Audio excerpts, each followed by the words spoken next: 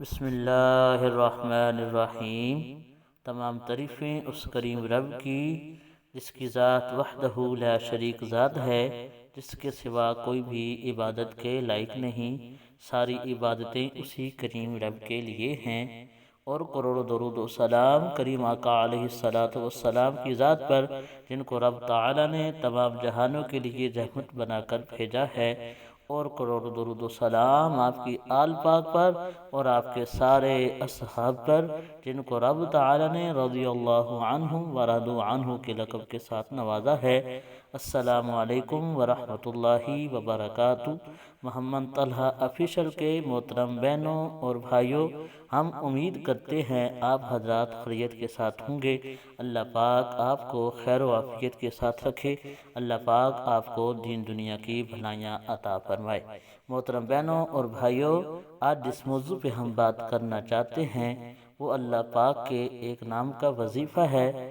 وظیفہ ہے، اگر کوئی بندہ بے جا مقدمے میں قید بند ہو جاتا ہے، یعنی کہ جھوٹے مقدمے کے اندر قید ہو جاتا ہے، یا کوئی ظالم سردار یا کوئی بھی اسے اغوا کر کے قید کر لیتا ہے، تو اس سے چھٹکارا حاصل کرنے کے لیے یہ بہت ہی پیارا وظیفہ ہے اللہ پاک کے ایک نام کا۔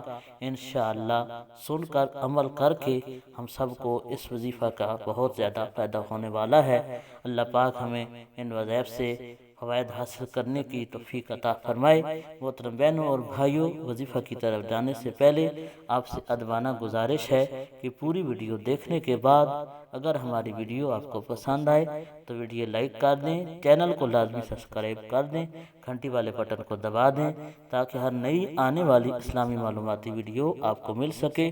جزاک اللہ۔ محترم بہنوں اور بھائیوں، وظیفہ ہے یا قدوس، انشاءاللہ سکرین کے اوپر بھی لکھا ہوا آئے گا۔ اللہ پاک کا نام ہے یا قدوس۔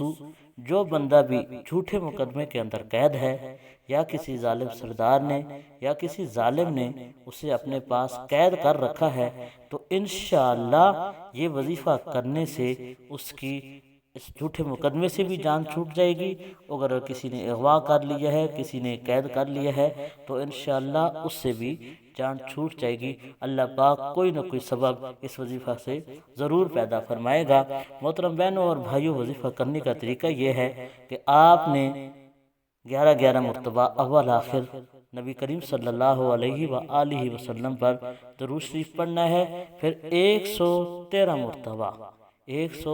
مرتبہ یا قدوسو کا وظیفہ کرنا ہے۔